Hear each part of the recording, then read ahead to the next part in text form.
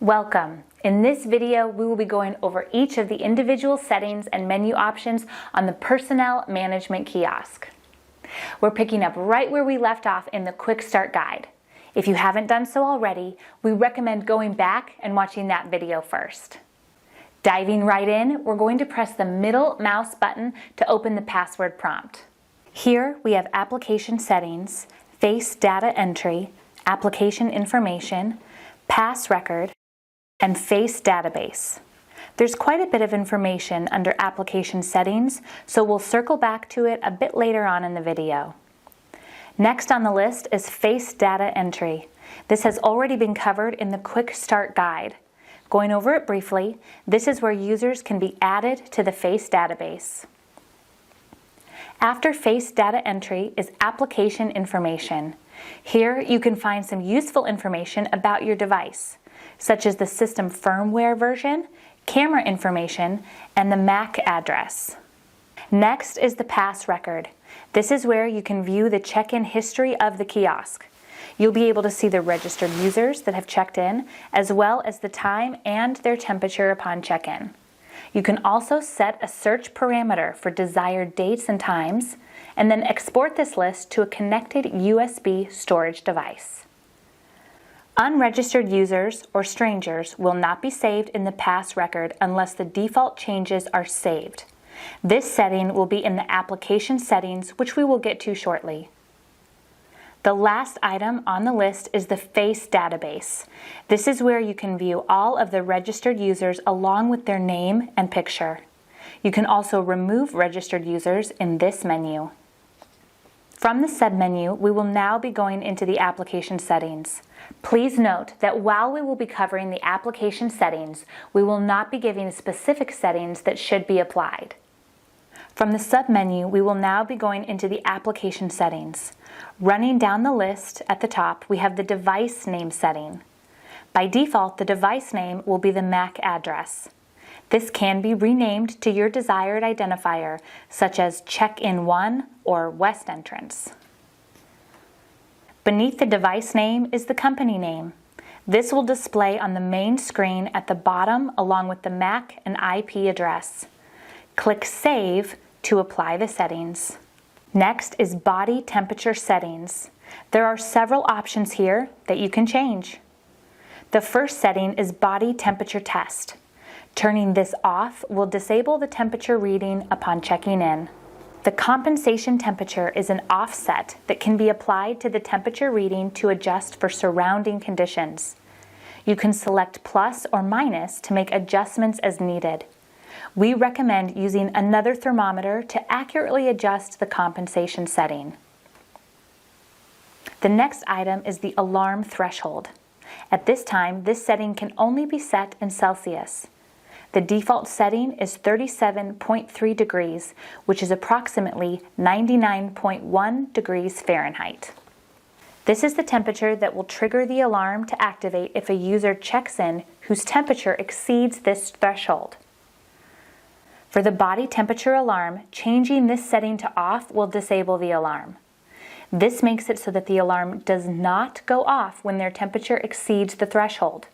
Leaving the setting on will keep the alarm enabled. Temperature display allows the displayed temperature upon check-in to be in the Celsius or Fahrenheit. There is a fan located at the top of the device on the rear of the head unit. Changing the fan setting to on will turn on this fan. This will provide cooling to the unit, which may be needed in environments that have limited access to climate control. The mask detection setting will enable the application to deny users access if they're not wearing a mask, even if they have a temperature that does not exceed the temperature threshold. While the alarm will not sound, the unit will flash red and politely ask the user to wear a mask. At the bottom of the list, we have a Stranger Mode and Stranger Record. Turning Stranger Mode to on will allow strangers to be granted access. Leaving this setting on off will deny them access even when all other criteria for entry are met. Enabling Stranger Record will record the check-in time, temperature, and picture taken of the stranger upon check-in. Their information will be saved under Pass Record, which was discussed earlier in the video. Once the desired settings are changed, click on the Save to apply the changes. If you wish to change something later, you can always go back and make the appropriate adjustments. Next, we have the identification parameter settings. The options listed will be the test threshold, identification times, and living body. The test threshold is used when checking pictures into the FACE database. The higher the value, the lower the picture requirements are needed. Identification times determine the number of attempts to identify whether the person is a registered user. The last setting, living body, can be set to on to enable biometric detection when identifying personnel. Going to volume setting in the application settings menu will bring up a volume slider. Moving the slider down will lower the volume of both the alarm and voice feedback. Moving the slider up will raise the volume of these settings. After the volume setting is the startup settings. We've already covered this in the quick start guide, but as a refresher, you can turn all settings to off to disable the application from automatically booting. In the application information settings menu is where we can choose to hide or show the blue information bar on the bottom of the main screen. Setting this to hide will no longer display the information bar. Inside the Recognition Effect Display menu, there are three options: Recognition Success, Recognition Failure, and Photo Flood Lamp. Changing Recognition Success to Display Name will no longer show the registered user their picture upon check-in. Changing the Recognition Failure option to turn off the red light will not display a red light when a user fails to check in, whether they have a temperature that exceeds the threshold or if they are a stranger. Lastly is the Photo Flood Lamp, which refers to the type of light connected to the device. This value will be tricolored light. However, if it were to be changed to monochromatic lamp, then the green and red light will no longer be displayed, disabling the visual cue of a successful or failed check-in. The next setting is password setting. This is where you're able to change the password. We've already covered the password settings in the Quick Start Guide, as well as how to change the default password. Moving on, we're now going to cover the camera resolution preview settings. Changing this resolution will change the camera resolution on the home screen.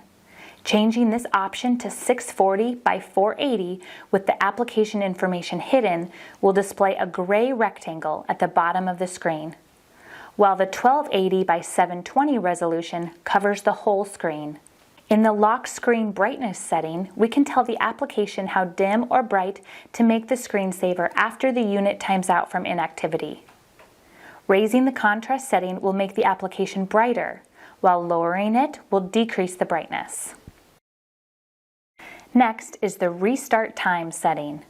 By default, the unit is set to automatically restart at 3 a.m. Simply enter the new time in 24-hour format to set a new restart time. If you wish to disable the unit from restarting, you can simply select the Do Not Restart option in this menu. Going to the relay settings, there will be 3 different modes that you can choose from using the radio buttons. Below these options is the relay delay setting. Using the relay functionality, the unit can be used in conjunction with doors, locks, lights, and other devices. Moving on to others. This is where we're able to manually upgrade the application firmware. It also contains the fields needed to set up the device to communicate with our M0 managed solution, where we can see reports and kiosk metrics. This setting may vary from unit to unit based on whether or not there is a current software subscription with Meridian. Otherwise, this option will be pre-configured before the unit leaves our facility. And lastly, we have application initialization. This setting should be operated by a Meridian employee or technician. Clicking on this setting will give you the option to reinitialize the application. Doing so will delete all user data, including the face database, and reset all settings back to their default value. This concludes the in-depth guide for the Personnel Management Kiosk. If you have any other questions or wish to get more information, please visit